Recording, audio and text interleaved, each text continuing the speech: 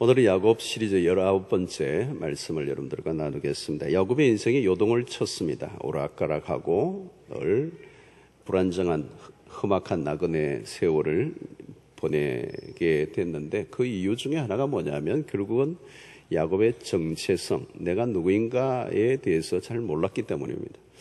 아마 이것은 내가 누구인가, 이것은 우리의 일생의 작업입니다, 사실은. 그래서 야곱은 하나님이 이스라엘로 바꾸어졌지만 그래도 여전히 정체성이 혼란되어서 내가 누구냐, 내가 누구인가를 알아야 내가 어떻게 사는가를 이제 발견하게 되고 인생의 초점이 맞춰지면서 방황을 끝내게 되는 것입니다. 야곱은 그것을 아는데 매우 많은 시간을 소요하면서 많은 낭비가 있었습니다. 자, 결국은 이제 오늘 이 본문에서 야곱이 자기의 본래 하나님이 자기를 살게 만드신 그 자기를 찾게 되는 장면이 사실 오늘 명장면이 하나 나옵니다. 오늘 7절의 말씀인데요. 요셉이 자기 아버지 야곱을 인도하여 바로 앞에 서게 하니 야곱이 바로에게 축복하매. 10절에도 또 나오죠. 더블 축복입니다. 더블 블레싱. 7절에 야곱이 바로에게 축복했다라고 하는 이 대목이 굉장히 명장면입니다. 사실 피난민 야곱이죠. 기근을 피해서 애굽으로 온 야곱이 그 시대의 문명의 꽃을 피우고 있는 애굽의 권좌에 앉아있는 그 애굽의 지존인 바로 그 휘황찬란 보좌 앞에 앉아있는 그 바로에게 기근을 피해 피신해 온 어쩌면 난민과 같은 야곱이 바로를 축복하고 있는 장면이에요. 이 대목에 오늘 우리가 초점을 맞추고 말씀을 살펴보려고 합니다. 자, 오늘 이렇게 야곱이 축복을 하게 된 근거가 뭘까? 그것은 사실 아브라함과 맺은 언약에 근거한 것입니다. 야곱이 그냥 축복한 게 아니고 하나님의 언약에 근거한 것입니다. 족장들에게 축복권이 주어졌는데 이 축복권은 한 부족에게만 주어진 축복권이 아니고 모든 민족에게 축복을 할 수 있는 그 고난을 이 야곱에게 주어졌다는 것을 이제 깨닫는 것이죠. 깨닫고 이제 바로에게 축복을 합니다. 그런데 사실 우리가 잘 아는 것처럼 야곱은 일평생 남의 축복까지 빼앗으려고 했던 사람이에요. 쟁탈하고 또 탈취하려고 했던, 그래서 형을 속이고 아버지를 속이고 또 라반의 집에 가서도 여전히 자기가 자기의 축복을 받아내려고 하는, 빼앗으려고 하는, 끌어모으려고 했던 그 야곱이 이제는 축복하는 자로 바뀌고 있는 장면을 우리가 보게 됩니다. 야곱에게 하나님이 나타나셨던 첫 번째 나타나셨던 때가 베델 사건이죠. 그 베델에 꿈을 돌베개를 베고 자는데 꿈을 꾸었습니다. 그 꿈에 하나님이 나타나셔서 여러 말씀을 하셨는데 그 중에 중요한 대목이 28장 14절 말씀인데요. 내 자손이, 야곱에게 지금 하는 게 내 자손이 아직 결혼도 안 했어요. 도망치고 있는 야곱에게 내 자손이 땅의 티끌같이 되어 내가 서쪽과 동쪽과 북쪽과 남쪽으로 퍼져나갈지며 땅의 모든 족속이 너와 내 자손으로 말미암아 복을 받으리라. 모든 족속이라고 그랬습니다. 어떤 한 족속이 아니라 all nations, 모든 나라. 자, 이것은 야곱에게만 주신 말씀이 아니죠. 사실은 이 말씀을 거슬러 올라가면 하나님이 아브라함에게 하신 말씀이에요. 창세기 12장 3절에 땅의 모든 족속이 너로 말미암아 복을 얻을 것이니라. 자, 이것은 하나님의 구원 계획입니다. 복을 잃어버린 그 죄로 인하여 저주 아래 있는 인류를 구원하시기 위해서 한 사람 아브라함을 불러내시고 그 계보를 통하여 온 민족을 구원하시려고 하는 계획을 말씀하신 거죠. 이제 야곱이 이걸 깨달은 거죠. 이제야 깨닫고 비록 바로 앞에 섰지만 자기는 기근을 피해왔지만 자기에게 주어진 이 축복권은 한 종족에게만 속한 것이 아니고 모든 민족에게 복을 주시려고 하시는 하나님의 계획 안에 자기가 쓰임받고 있다는 것을 알았기 때문에 바로에게 지금 축복을 하고 있는 것입니다. 자, 여러분, 여기에서 우리가 신자가 가져야 될 매우 중요한 정체성을 발견하게 됩니다. 우리는 세상으로부터 무엇인가를 얻어내며 세상에 빌붙어서 살아갈 존재들이 아니에요. 우리가 세상에서 구할 것은 사실 가만히 보면 별로 없어요.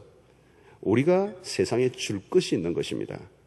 세상은 죄로 인하여 복이 끊긴 상태고 모두가 저주 아래 있습니다. 그래서 하나님은 우리를 통해 이 땅의 저주를 끊어버리고 축복을 베풀기를 원하신 것이죠. 여러분, 세상에서 신자가 어떤 신분이냐? 신약에서 아주 명료하게 알려주는 구절이 베드로전서 2장 9절의 말씀이죠. 자, 여러분, 이것이 창세기 12장 2절과 3절의 말씀과 신약의 베드로전서 2장 9절이 아주 이렇게 연결되는 구절이에요. 이것도 한번 읽어볼 필요가 있습니다. 같이 한번 읽어보세요. 시작. 그러나 너희는 택하신 족속이요 왕같은 제사장들이요 거룩한 나라요 그의 소유된 백성이니 이는 너희를 어두운 데서 불러내어 그의 기이한 빛에 들어가게 하신 이의 아름다운 덕을 선포하게 하려 하심이라. 오늘 우리의 신분이에요. 창세기 12장 2절로 3절에 너로 말미암아 모든 족속이 복을 받을 것이다. 오늘 여기는 너희는 택하신 족속이요 왕같은 제사장들이라. 오늘 여기는 여러분, 이것은 우리가 스스로에게 붙여진 칭호가 아니고 하나님이 우리에게 붙여준 칭호예요. 왕과도 같은 제사장이다. 오늘 여러분, 역사 속에 바로는 그냥 사라진 인물이에요. 사실 그 당시는 대단하지만, 그러나 역사 속에 끊임없이 아브라함의 후손들, 언약의 백성들이 역사 속에 일어나 이 나라와 열방과 민족을 위하여 기도함으로 역사가 하나님의 손길에 의해서 움직여 오고 있는 것이죠. 그래서 사실은 영적인 모든 헤게모니는 권력자의 손에 있는 것이 아니고 하나님의 손에 있고, 그 하나님의 손은 기도하는 성도들에 의해서 돌아간단 말이죠. 그래서 우리가 기도하는 것은 왕적인 업무예요. 왕적인 업무. 하나님의 그 다스림을 우리가 기대하고 기도할 때 우리의 기도를 통해 역사의 운명, 흥망성쇠가 바뀌어 나가는 것입니다. 그러므로 지금 야곱은 하나님의 대행자로서 예수 그리스도 하나님의 이름으로 바로를 축복하고 있는 것이죠. 그럼 여러분, 이런 영적인 권위는 바로 하나님으로부터 주어지는 것입니다. 이 권위는, 영적 권위는 세상의 어떤 권위와도 비교할 수 없는 것입니다. 그래서 여러분, 우리가 세상의 다른 권위, 어떤 세상의 권세들 존중은 해야 되지만 주눅이 들 필요가 하나도 없어요. 우리에게 영적인 권위, 이것은 하나님이 주신 것이고 이 권위는 세상의 권위와 비교될 수 없는 것이라는 것입니다. 그러나 여러분, 세상에 가지고 있는 것들로 나오는 어떤 기품들이 있겠죠. 그러나 그것은 여러분, 그것이 있는 동안에만 유한한 것입니다. 그게 사라져버리면 병이 들거나 돈이 없어지거나 그러면 그게 없어져 버리는 것입니다. 그러나 그런 외적인 환경에 따라 가변적인 그런 권위가 아니라 영적 권위는 하늘로부터 주어지는 것이기 때문에 세상적인 환경과 조건에 의해서 변화되는 것이 아닌 절대적인 어떤 권위가 우리에게 주어져야 된다는 거예요. 여러분, 예수님이 빌라도에게 재판을 받을 때에 재판하는 빌라도가 벌벌 떨어요. 사실은 복음서를 보십시오. 예수님을 십자가에 매달게 하는 그 처형의 과정 속에 이 빌라도는 매우 심약하고 불안하고 두려움에 떨어요. 예수님은 당당해요. 바울 사도도 마찬가지입니다. 여러분, 바울 사도를 보면 여러 번의 재판을 사도행전을 보면 받게 되는데 여러 번의 재판 과정 속에서도 바울은 당당해요. 당당해. 그리고 그런 재판을 받는 변증하는 그 과정을 통하여 오히려 복음을 전하는 당당한 죄수의 모습이 전혀 아닙니다.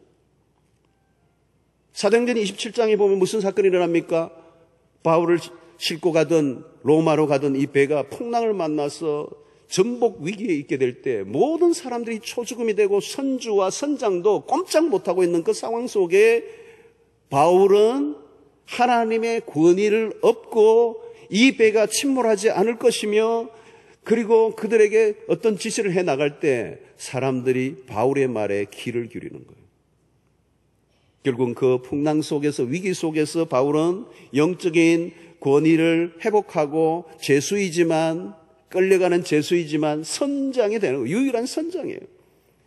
여러분, 그렇습니다. 보통 때는 세상은 대단해 보이는 것 같지만 위기가 오면요, 세상의 힘은 아무 의미가 없어요. 초라해져요. 어떤 것이 있을 때만 대단해 보이지만, 어느 정도까지는 작동이 되지만 위기의 순간이 되면 세상의 힘과 자랑은 고개를 숙이고 말아요. 인간이 평시에는 힘이 있어 보이지만 자기 인생을 스스로 책임질 수 없다는 것을 모르고 살아갈 때가 많습니다. 신자는 달라요. 평소에는 별로 힘이 없어 보이고 별로 자랑할 것이 없어 보이지만 위기의 순간이 오면 하나님의 백성들은 그때 물 만난 거예요. 빛이 나는 거죠. 모든 사람들이 부들부들 떨 때 하나님의 백성들이 그때야말로 영적 권위를 회복해야 될 때인 것입니다. 위기의 순간에 오면 결국 세상의 모든 자랑은 무력화되고 하나님을 의지하는 믿음의 백성들만 살아나게 되어 있습니다. 우리 인생은 우리가 책임지는 것이 아니라 하나님이 책임지신다는 것을 알고 살아간다는 게 얼마나 대단한 힘인지 알 수가 없어요. 사랑하는 성도 여러분, 다른 것은 다 잃어버려도 이 하늘로부터 주어진 믿음의 사람들이 가지는 이 영적 권위를 놓치지 않게 되기를 축원합니다. 신자가 가진 자신감은 우리로 인하여 세상의 복을 받는다는 이 확신이 있는 거죠. 내가 직장에 비록 취직해서 녹을 먹고 있지만 오늘 이 직장을 하나님이 보내신 것은 나로 인하여 이 직장이 복을 받을 것이라고는 이 확신이 있어야 자신감이 생기고 영적 권위가 일어나고 웬만한 것에 눌리지 않는 그런 영적 기품을 가진 자로 살아갈 수가 있게 되는 것입니다. 여러분, 누가 축복합니까? 축복은 축복을 받은 자가 축복하는 것입니다. 야곱이 바로를 축복한다는 말은 뭘까요? 바로가 축복을 받은 자가 아니라 야곱이 축복을 받은 자라는 뜻입니다. 바로를 축복한다는 것은 바로가 가지지 못한 것, 애굽의 권자에 앉아있는 최고의 권력자이지만 바로가 가지지 못한 것을 야곱이 가지고 있기 때문에 야곱이 바로를 축복한 것입니다. 야곱은 자신이 받은 복이 무엇인가를 알고 있는 사람이에요. 영적 축복을 빌 수 있는 특권을 가진 사람은 야곱입니다. 자신이 축복을 받지도 않았는데 다른 사람을 축복할 수 없는 것이죠. 그리고 이 축복하는 일이라고 하는 것은 형식적으로 베푸는 단순한 행위가 아닙니다. 축복하려고 하면 자신이 축복을 받은 자라는 깊은 확신을 가지고 있어야 되는 것이죠. 그런 의미에서 오늘 야곱이 바로를 축복하는 이 장면은 너무도 명장면이에요. 명장면. 여러분, 성경은 수없이 복을 약속합니다. 하나님은 창세기 안에서 수 없는 복을 언급하세요. 구약은 좀 더 물질적인 부분에 대해서 얘기하고 신약은 영적인 부분을 얘기하지만 사실 토탈 블레싱, 하나님이 축복하시면 모든 영역에 죄로 인하여 끊어져 버렸던 축복들이 다 회복되는 것입니다. 그러면 내 삶에 모든 막혀있는 모든 고통과 절망과 불행들이 다 끝이 나고 하나님의 축복 안으로 들어오게 될 줄로 믿습니다. 자, 그런데 우리에게 진짜의 복은 뭘까요? 다 받아도 한 가지 안 받으면 복이 아니에요. 그게 뭐예요? 에베소서 1장에서 말씀하는 신령한 복. 그것은 무엇입니까? 그리스도 안에서 하늘에 속한 복. 이것은 그리스도를 믿음으로 얻는 구원을 말하는 것입니다. 여러분, 이 세상의 모든 복은 일시적인 것입니다. 일시적인 것. 그리고 어떤 것은 내가 복을 받았다 하지만 빼앗길 수도 있는, 사라져버릴 수도 있는 복들이 많아요. 그러나 예수 그리스도 안에서 주는 이 구원의 복은 하나님의 경륜을 따라 주어진 영원한 구원이기 때문에 어떤 경우에도 빼앗길 수 없고 누구도 우리의 그 구원의 복을 빼앗아갈 수가 없는 것입니다. 그래서 우리가 구원의 복을 누린 이후부터는 아무리 누가 우리를 저주한다 할지라도 그 저주가 우리에게 먹혀들지 않아요. 할렐루야.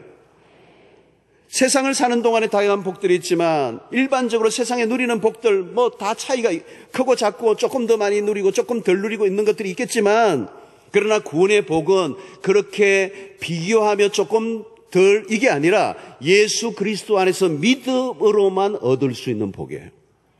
아무나 누릴 수 있는 복이 아니에요. 그러므로 구원의 복은 복 중의 복입니다. 이 복을 받으면 더 받을 복이 사실상 없어요.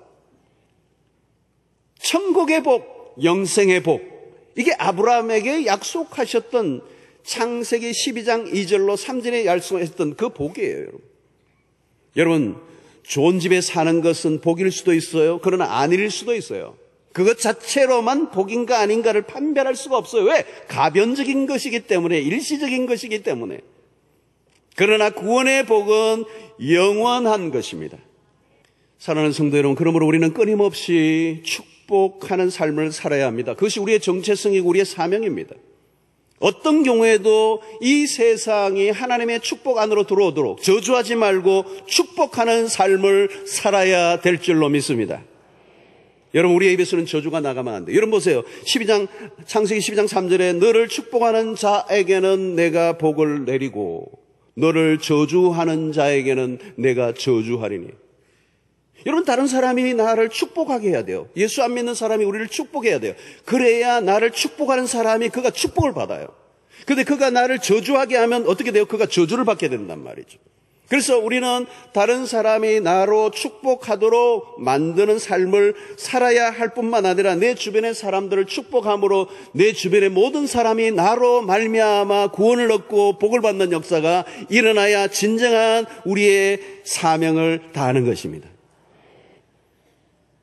여러분, 직장에서 여러분을 힘들게 하는 직장 상사에 대해서 험담하지 말고 축복하시길 바랍니다. 괴롭힐수록 더 적극적으로 축복하시길 바랍니다. 나보다 더 잘 되는 사람을 보면 배가 아파서 비꼬거나 험지 내지 마시고 그래도 축복을 하시길 바랍니다. 저는 우리 교회 주변의 교회가 우리 교회 이상으로 잘 되기를 원합니다. 다 그냥 힘들고 어려워지는 것을 즐겨하는 게 아니라 우리 교회보다 더 좋은 교회들이 나오면 얼마나 좋아요, 여러분.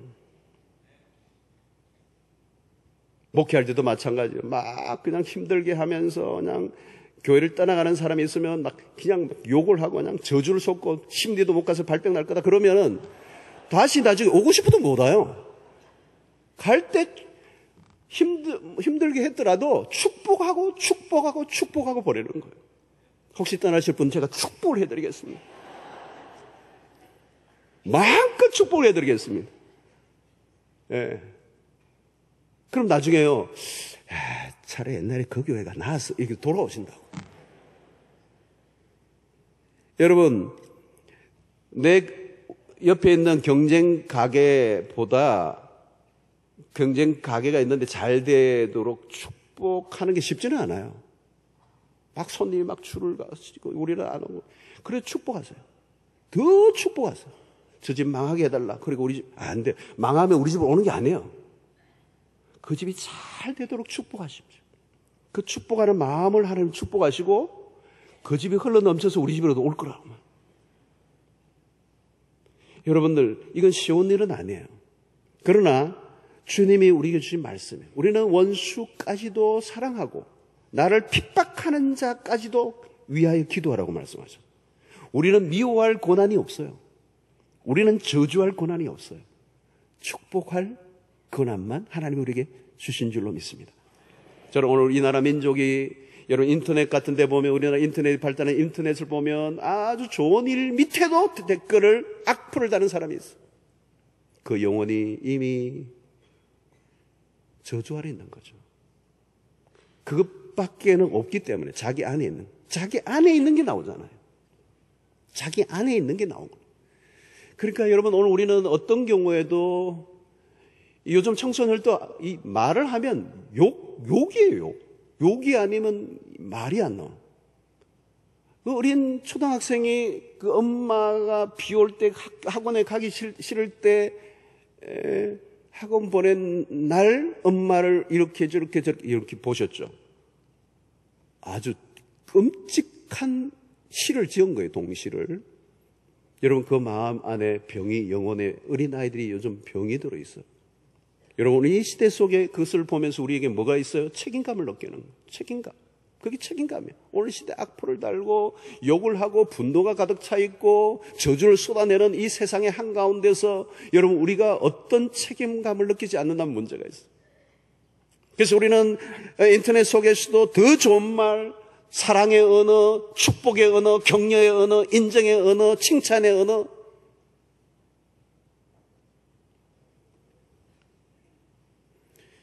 여러분, 축복은 매우 중요한 일입니다. 축복은 힘이 있어요. 축복은 강력한 것입니다. 여러분, 하나님의 백성들의 언어, 이 말은요, 권세가 있어요. 죽고 사는 권세가 있어요. 말로, 혀로 모든 일들 안에 그 말이 그대로 이루어지는 힘이 있다. 하나님의 백성들이 예수 그리스도의 이름으로, 하나님의 이름으로 그 말을 할 때 그 말은 능력이 있어요. 힘이 있어요. 그게 이루어져요. 말 한 대로 이루어진다는 거예요. 여러분, 오늘 우리의 삶을 하나님이 부르신 이유는 너로 인하여, 여러분, 오늘 나로 인하여 모든 민족이 복을 받게 하시겠다는 하나님의 계획과 하나님의 섭리, 바로는 이 야곱이 그걸 깨달았어요. 지금 애굽의 권자에 앉아있지만 하나님의 이름으로 진심을 담아 바로를 축복하고 있는 이 야곱의 모습은 오늘 세상 속에 살아가는 우리의 아이덴티티가 되는 것입니다. 우리의 존재예요, 존재. 여러분, 직장 속에서 내가 월급을 받고 먹고 사는 것 같아도 아니에요. 하나님이 나 때문에 그 직장을 복 주시고, 사장이, 오너가 이 친구 때문에, 이 친구가 들어온 이후부터 뭐가 잘 되네 소리를 들으셔야 돼요. 그리고 그것이 하나님이고, 그 때문에 그 사장이 예수 믿는 역사가 일어나야 되는 거예요. 쫓아냈더니 막 깔아앉아. 다시 불러와. 여러분, 취직했으면 취직한 그 직장 안에 굉장히 중요한 임무가 있어요. 창세기 12장 2절로 3절에 말, 너로 인하여, 요셉 때문에, 요셉을 위하여. 여러분, 창세기 39장의 말씀에 의하면 그거 얘기 아니에요. 요셉 위하여, 요셉 때문에도 하지만 요셉을 위하여 보디발의 집에 복을 주사 그랬어요. 요셉을 먹어 살리려고 보디발의 집에 복을 주셨다는 거예요. 여러분, 내가 있는 그곳에 나를 살리시려고 나 때문에 그 주변을 복 주신다는 이 사실을 가질 때 우리는 영적 권위를 가지게 되고, 이 세상에 빌부터 사는 자가 아니라 영적 당당함과 기품을 가지고 믿음 안에서 어떤 세상의 어떤 힘 앞에서 굴하지 않고 쪼그라들지 않고 당당하게 믿음으로 살아갈 수 있는 자존심이 있게 되는 것입니다.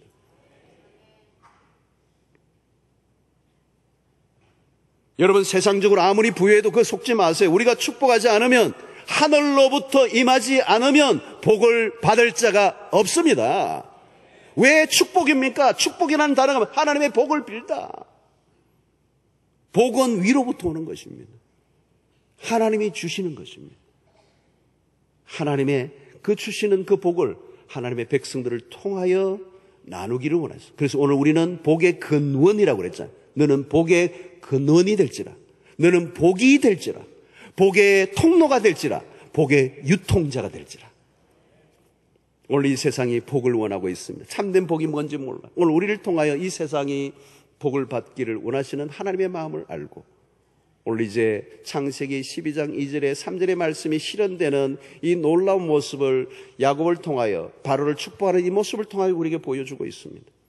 오늘 세상 속에 살아가는 오늘 우리 모두가 삶의 현장 속에 복의 근원으로, 복의 통로로, 복의 유통을 하는 자들로 살아가는 여러분들 되시기를 주의 이름으로 축원합니다.